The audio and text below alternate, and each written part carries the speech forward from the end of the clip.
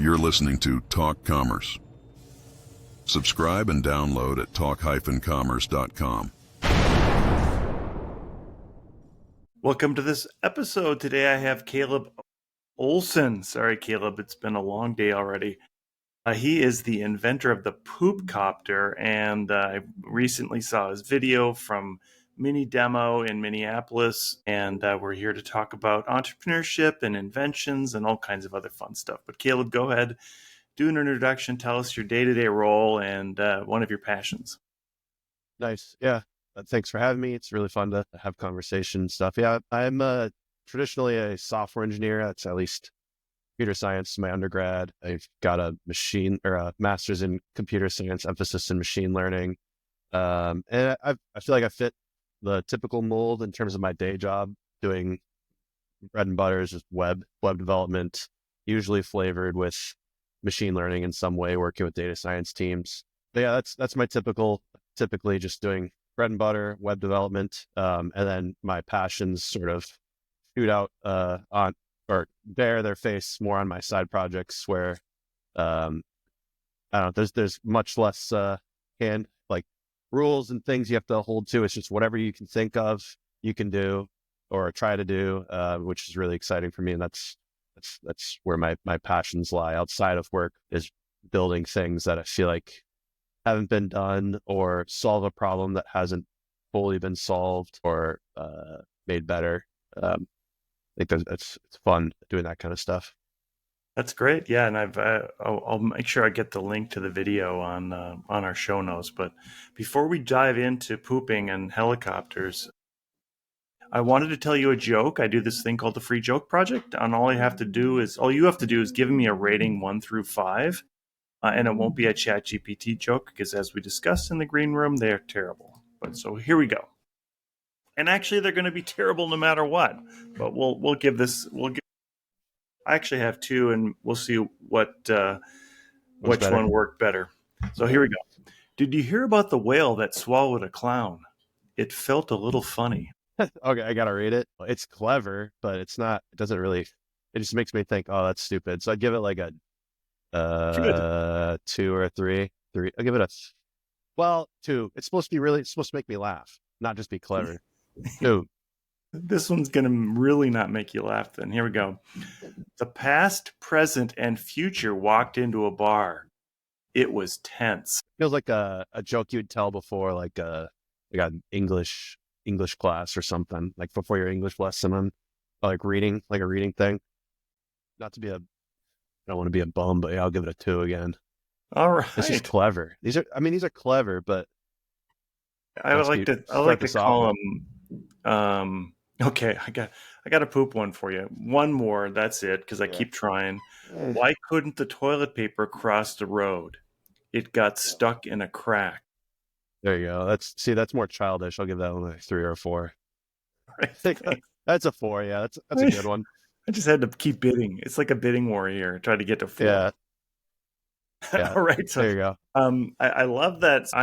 My weekends when I decompress, I like to do a little Bash and maybe a little Python coding. Yeah.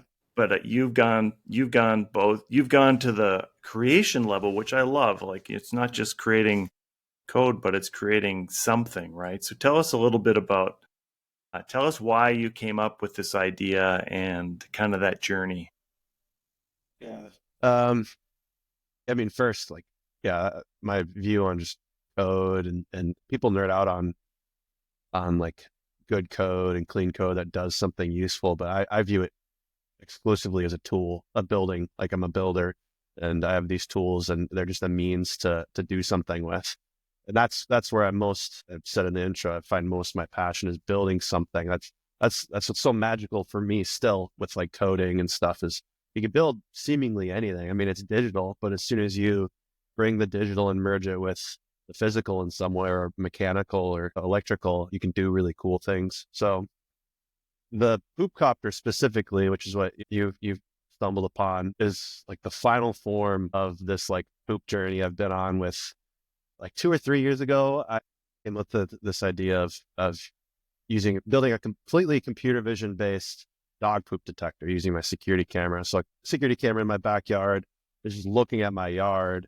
I was thinking I could probably detect where the poops are and then keep a log of where they are. So I don't even have to go and do poop patrol. I can just go to where I know the poop is, kind of thing.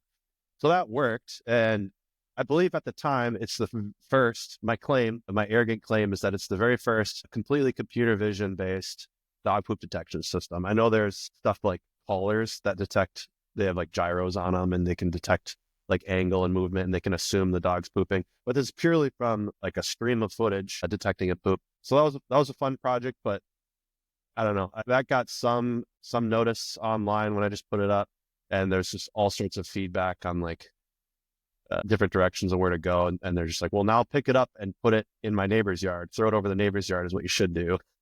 So I didn't really realize it at the time, but like 2 years later now, there's one sort of gimmicky project in between the dog poop detector and the Poop Copter with involving a laser on a robot arm, and it would point to where the poop is. So it's kind of this over-engineered middle tier project that moves it closer, so I don't even have to look at my phone. But the Poop Copter takes it to the final version in my mind, where the vision is completely end-to-end automated, where there is no manual need to go and pick up poop, because that's the dirty part. That's the part that people don't want to do, and everyone does it. It's such a common. The genesis of the original idea is so many people have dogs, and every dog poops, as far as I'm aware, and you got to pick up the poop. So it felt like a very common problem, a very common, I don't know, manual task that could do with some automation. And I doing research in the space, there's one attempt in particular. I don't know if I should say the name, but you can look it up if you just look up like RC car, like dog poop detection or dog poop pickup system. There's only one other completely automated attempt to pick up dog poop, and I don't think it hit market, and it seems prohibitively expensive to build from what I'm gathering from the stuff I found online about it. I think this is what I've come up with. It's technical, but like the materials involved are really basic. Mostly just, it's a very simple drone for the most part. And then the actual mechanism for picking up poop is just 3D printed plastic. And it comes together in a way where all you got to do is physical movement to open and close kind of thing. Yeah. I don't remember what the original question was like how I came up with the Poop Copter, but the short answer is seeing the problem of needing to pick up, like it's annoying to pick up dog poop, and then the evolution of ideas and attempts over, I guess, like 2.5 years now, the Poop Copter taking almost a year of like nights and evenings working on it the last year. The other projects were much smaller in scope and simpler, but led me to this also probably over-engineered solution or attempted solution to automate the problem of dogs pooping in your grass. So you mentioned a little bit. You mentioned 3D printing. So are you making a lot of these parts yourself, aside from the actual drone, and then kind of engineering them together, and then getting some servos or some motors to get it to work? Yeah, I mean, I have it. It's in a broken state right now. Most of the mechanism's not here, but the drone itself is a very typical. There's a lot of small decisions I made along the way because it's tuned for carrying a payload and like the actual payload, but then also this mechanism underneath it. Most drones aren't carrying things. And it's not a racing drone, right? So I've tuned it like lots of little things, like the type of motors, the length of the arms, where wind is going when it shoots air down. So I had to pick up, like I built this thing and I had to pick up basic soldering skills. And then you started with just getting the drone working and like completely entering a hobby or a field that I'm totally unfamiliar with, drones and how they work. Then immediately kind of going off the beaten path with how drones work by like throwing a small Raspberry Pi, and there's a camera in the actual box. So when it's at its open state, it's receiving or it's recording or it's streaming footage from the camera to the Pi, and some processing happens on board. But the current version or the current design is it offloads the heavy machine learning compute tasks to a nearby or a machine in the cloud kind of deal. And then it over a WebSocket, communicates back with the Pi, which then communicates with flight controller to actually control the fine movements of landing and stuff like that. I think in your video you had described either a phase 1 or a phase 2 where you actually laser pointed or not laser, but you located the poop in advance and then found it. How does the location work now? So Is it just camera based? completely remove the laser and what I mentioned about the dog poop detector. Those are all old versions. This is a totally new system and a way of doing it. The way they're looking, the dog poop detector was actually not looking for poop. The very first version of what I built a couple of years ago was actually looking for a pooping dog, which is way easier from a cheap camera's perspective, 50 feet away. It's way harder to find poop and distinguish it from dirt. That way easier to just detect if 99% of the time, if your dog is in that pooping position, they're probably pooping, right? Unless they're constipated, I guess. So that's how that one worked. But this one's actually in real time doing, I arrived at a accuracy versus speed trade-off in terms of the type of model and what it's actually doing to actually detect poop on the ground as it's patrolling.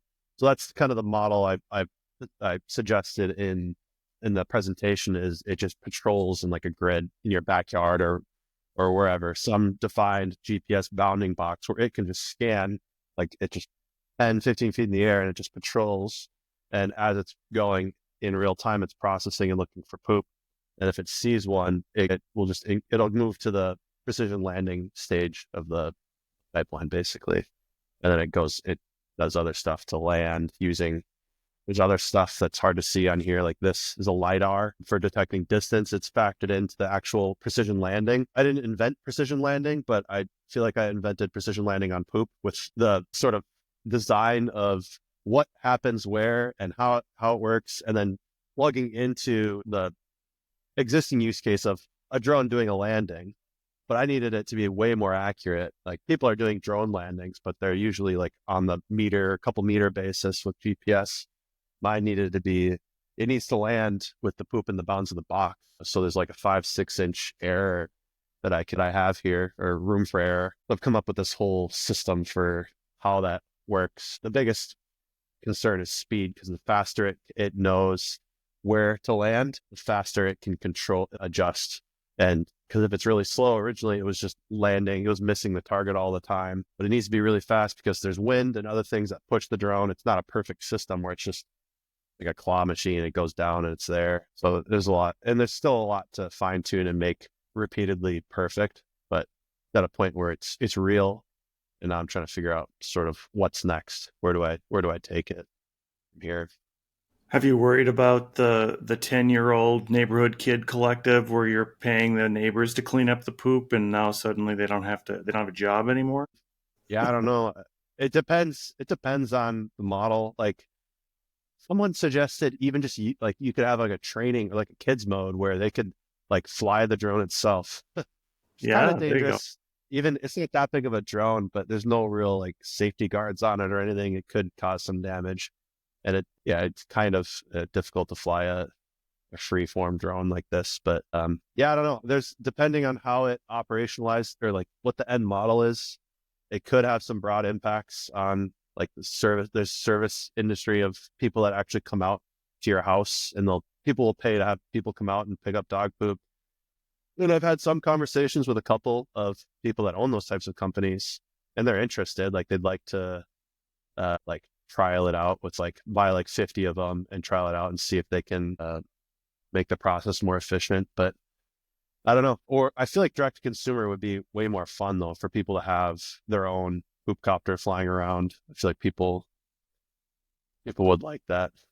Yeah, so you hinted at like what is next? Where are you going with this, and what do you think is next? Yeah. So I mean, I mentioned it's taken like a year for me to get to this point where I'm talking about it and it's real, but I'm starting to just take a break and have conversations like this and get more eyes on it and think about what's next. Cause I'm trying to balance, like, if all I care about is money, then maybe I would try to turn it into a business and I would stand up the business side of things, whatever that looks like. And there'd be a lot of learning and bumps along the way.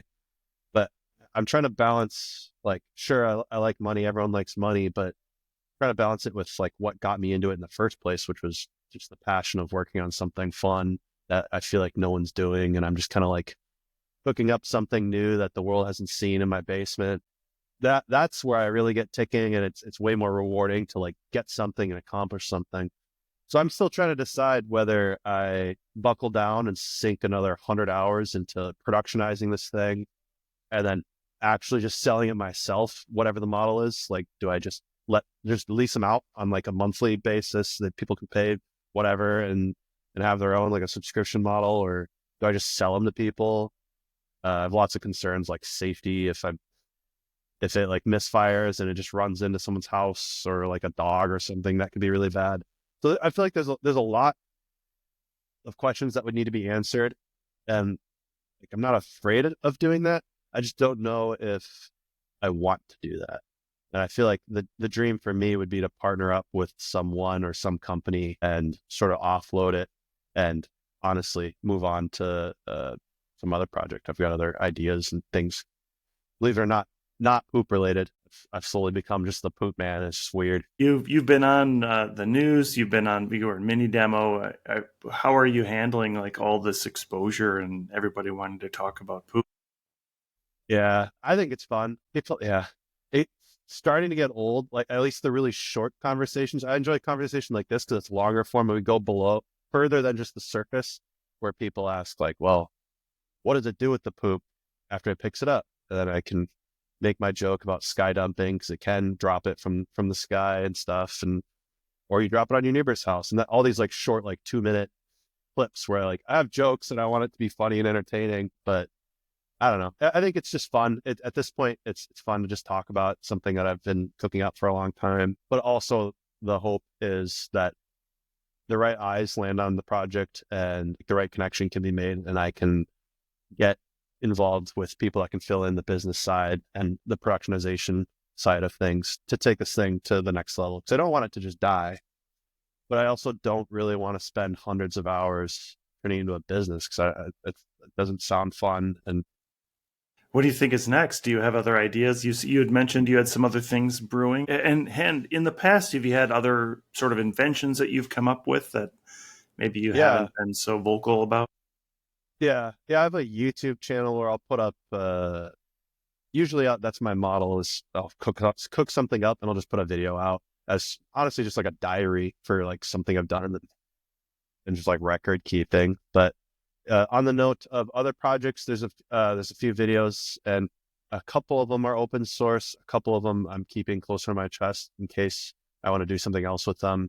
But so the two big things in my life and in a lot of people's lives: dog and children. So I've got 2 kids now, and 2 or 3 of these other projects involve. Well, one of them was sleep tracking. It's like an open source. This is free. Anyone can go. If you have, the only requirement is you have a camera that you can tap into like a live stream for RT, real-time streaming protocol. That's the only requirement. Otherwise, you should be able to run that. It basically tracks your child's sleep when they go to sleep, when they wake up, and keeps a log of that and predicts when, or tells you when they should next go down for a nap kind of thing. So automating that, like some people will like put it on their fridge or whatever, or like keep a log. There's apps for manual data entry. So that the goal of that was to just automate that process so I can just open an app and see when my kid woke up. So I don't have to like think, okay, I put them down at 1 and they go down in 2 hours. To automate all that away. And then the other one was hungry baby detection, hungry baby alarm is what I called it, where the pitch in my mind was for that one was in the middle of the night, especially with newborns, they'll typically show signs of hunger with like lip smacking. There's a few different heuristics I was looking for in an automated way. And basically, if enough of them happen in a short enough period of time, it'll trigger a notification sent to wherever you want it, like your phone or something. And the idea is if you can get ahead of, like, if you need to go prep a bottle in the middle of the night, like the husband could go and to the fridge and get milk and prep it and get ahead of the baby eventually or inevitably crying. And then maybe they'll go back down to sleep sooner and it'll just be a more streamlined process. None of this is really backed by too many studies or anything like that. It was just something there's a lot of assumptions baked into that, but that's another baby one. But Yeah, I've got other stuff cooking up, nothing fully formed. I like to host these brainstorming sessions where I'll have like my brothers and some buddies come down, grab some beers and pizza or tacos or something and just like whiteboard and just throw stupid ideas on the board. Mostly just a fun hangout, but sometimes it gets ideas flowing and you think of, I don't know, it's good to get other people's brains involved and just like spitball on things. But yeah, I'm trying to think of like something I haven't seen. Maybe you can help me brainstorm on this on the fly. Something I haven't seen really tapped into is there are smart collars for dogs, and there are some that will record footage of like what your cat's looking at, but all it does is record to an SD card, as far as I'm aware. No one's really doing a real time, like you'd probably want to stream it off board, but if you could process on the footage off board, but if you could have a live stream of what your dog or your cat is looking at, what kind of data sources would be of value or interesting that your dog is looking at? So like one use case is my dog will just, a lot of people's dogs will just bark and I'll be like upstairs, it's late at night and she'll just be barking out the door. And I'm like, okay, am I about to die? Or is it just someone walking across the street kind of thing? So I was like, maybe what if you could like in real time see what the dog is looking at or barking at, and then have some kind of processing that classifies or tells you what, like it would say in real time, you get a notification, Twinkie's barking at the person going for a walk, or someone's at the door kind of thing. I don't know. I'm kind of exploring that realm, like what your dog is doing, like in terms of like what data sources they are generating or tapping into in some way that you could process or work with to create something of value. Not totally bought into that idea of what I just suggested, but kind of how I evolve these ideas is I like to, usually everyone says you're supposed to start with the problem and then find the solution. But I like exploring interesting data sources that I have that feel untapped. Like, what is my dog looking at? What could I do? As soon as you have a data source, you could capture it and distill it or transform it in a way where you can work with it. If it's computer vision or audio or some other kind of metric or like sensor, you can transfer that and work with it in Python or whatever you're using to do something. Yeah, I did try putting a GoPro on the back of our dog one time, and they make GoPro dog harnesses, but I think the problem is as soon as you start running, everything starts going like this, crazy. Yeah, and it's hard to manage it, manage the look. But yeah, if they're stationary, I suppose our dog has a fee collar, FI, so we can track him where he's at. It does have real time, but it doesn't have video or audio. Real time video? GPS. It just says GPS. GPS. Yeah.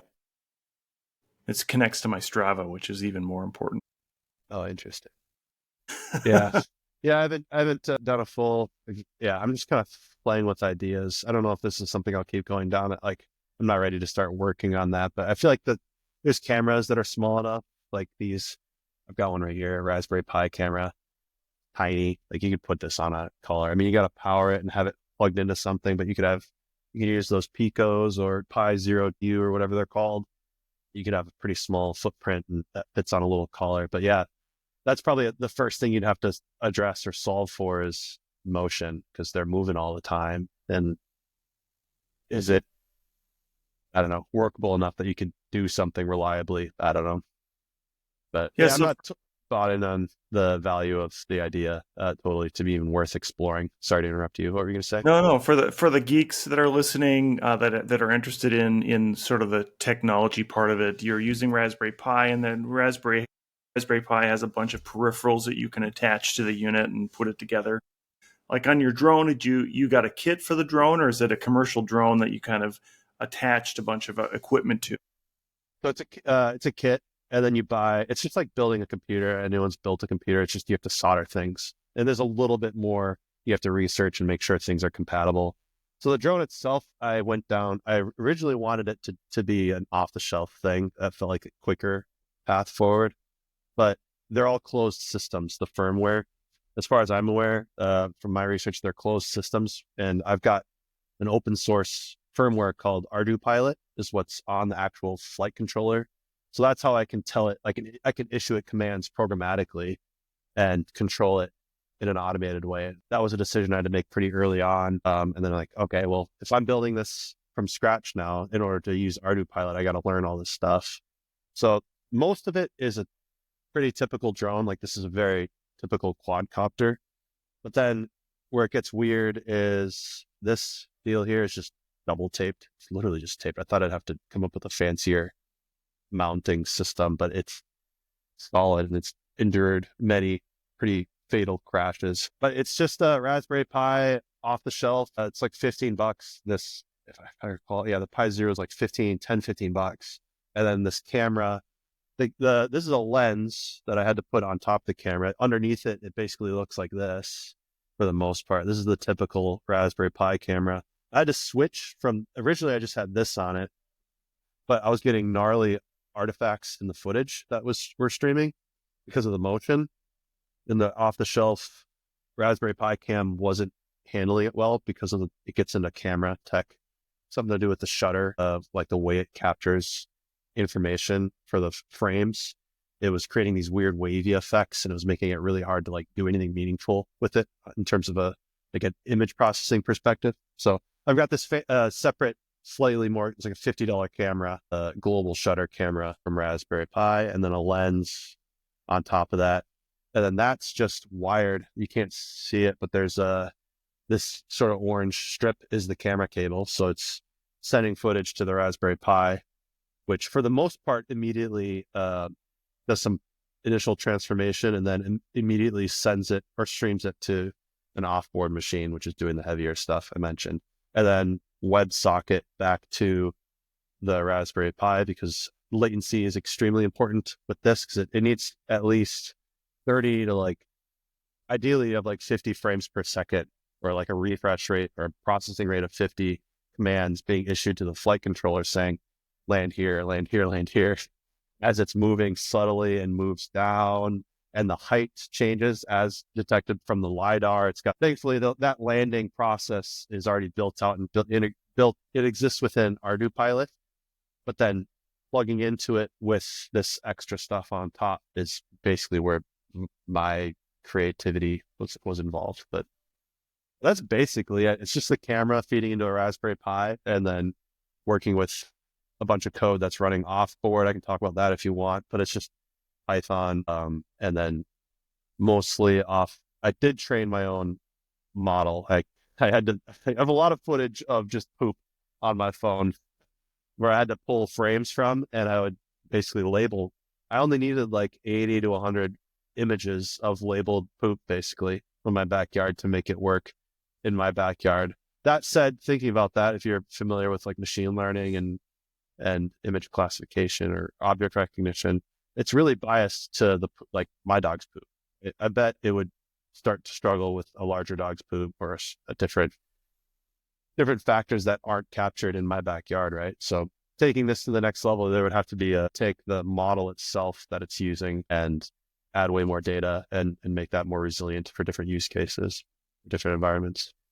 So you answered my next question, which is you're using artificial intelligence to identify the poop in the yard. Somebody you're not doing it manually on a screen, which you probably could do, right? Somebody could probably fly around the yard and land and go and do it. So, and I know how many machines it takes to run a bigger LLM. Are you offloading it to a SaaS provider for your LLM, or are you running your own model that you've trained to do this? Yeah, it's my own model. It's not using LLMs at all. It's using computer vision, like it's an object recognition task. So it's looking for, like, everyone's heard of, or most people have heard of, like YOLO, the model YOLO, which is like, you only look once, it's quick shot, like it frame by frame, like a video, it'll recognize a little person walking across the street or like chair or something. So it's that, but it only recognizes poop, not poop. So it's trained exclusively that's all it's looking for. So if it misfires, there's a chance it lands on something that looks like poop, but it's not actually poop, but it's only looking for poop. And I didn't like craft a neural network myself. Like, I have some data science. I'm like a peasant data scientist. I'm mostly plugging into existing like models that are proven to work for this type of task, and then I just overload it to fit my use case specifically. You might be able to get more precision or more juice from the squeeze if you go completely like custom, but there's trade-offs all along this whole project. There's trade-offs of like, do I go down this rabbit hole? Is it worth exploring this rabbit hole for whatever the perspective gain is, for the amount of time I'd have to think into it? You know, I could have spent another 100 hours like fine-tuning things so it works a little bit better this way, or certain like environments, like if there's a tree or something, what if the poop is under the tree? How would that work? There's certain things like that are unanswered that I've had to just like prune out for the sake of proving, can it in an automated way move around, see poop, land on it, and remove it. That's the core of the project, and I feel like that's what I've proven. But taking it to production, whatever production looks like, you need to answer a lot of those types of questions. And what kind of dog do you have? What size is it? I have a corgi named Twinkie, 35 pound corgi. A little smaller, not tiny, but smaller. But I mean, yeah, bigger dog. It's not going to work for this size of a box. It would need to be, I mean, maybe, but it wouldn't be hard to have different versions of the Poop Copter where it's slightly bigger. You'd have to have a Great Dane version and a miniature Chihuahua helicopter version.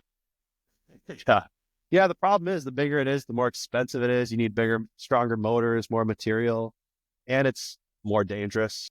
If it runs into things, drones, I don't know. The drone's going to be fine. They can take a lot of hits, but it's the risk of it.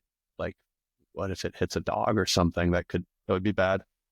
So that was something I was biasing all of my decisions along the way, was keeping this. I wanted it to be as small as possible and cheap and simple as possible. That's why this is just, again, this isn't a broken down. This is just the base, is a face and these other components that work together to make the whole box work. This is the spike front face plate, and then these leaves fit onto that track in the base, and it's able to slide. And pull up the video if anyone's watching this, and you can see the actual functioning version. It's taken a big fall recently, and I haven't reassembled it quite yet.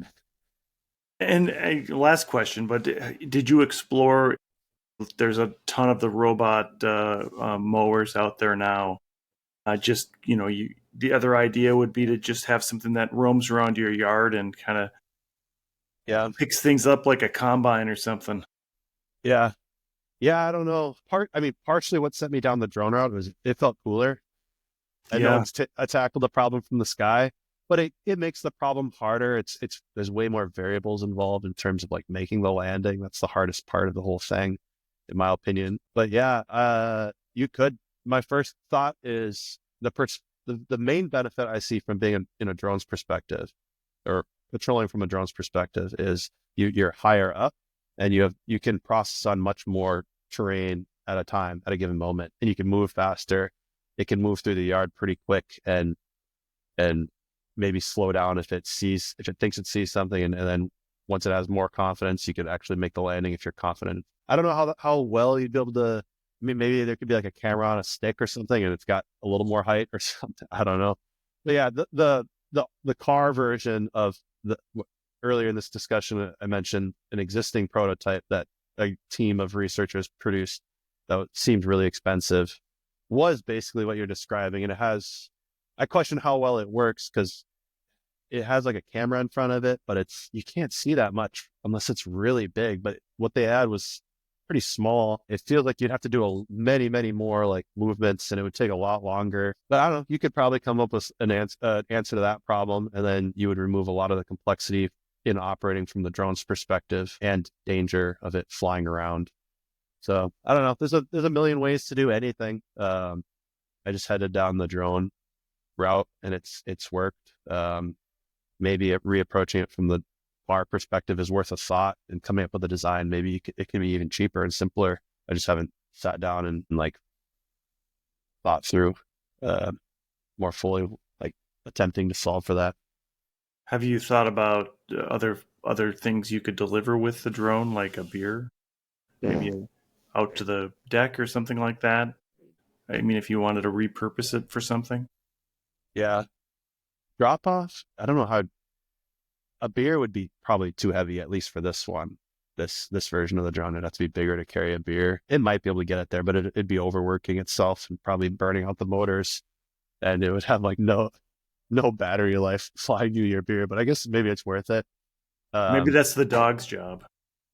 Yeah, Bring you the beer. Yeah, that's a good idea. And the drone picks up the poop. I know it's just a joke, but someone suggested, and this is a good idea, but like this version, the version of the Poop Copter is designed for grass. It's got all these torture-looking spikes on it, really gnarly looking. You could, right now it's just glued together basically, but it'd be easy to design. I think it'd be easy to design some pins where you'd be able to pop off the faceplate and put like a more low profile with like a rubber faceplate so you can get traction and pick things up off the ground. So I don't know about a beer, but people have suggested like picking up garbage on the ground if they can find trash, and just you'd have to adjust the faceplate because the spikes probably wouldn't work if you're picking up stuff on concrete. But you could adopt it to that use case, and like picking up crap or trash, not crap. Can't use that term so generically when what most of this conversation is about crap. That's awesome, Caleb. Who are you looking for next? Like, you're looking for investors, or what's next on your list? Not investors, honestly. I don't know if it's a drone company or a pet company, or maybe this project could be applied in a different way I'm not seeing. But anyone that sees value and is interested, anyone or one entity that's interested in taking this to the next level and turning it into a product, I think that would be fun and cool to see this thing go to the next level.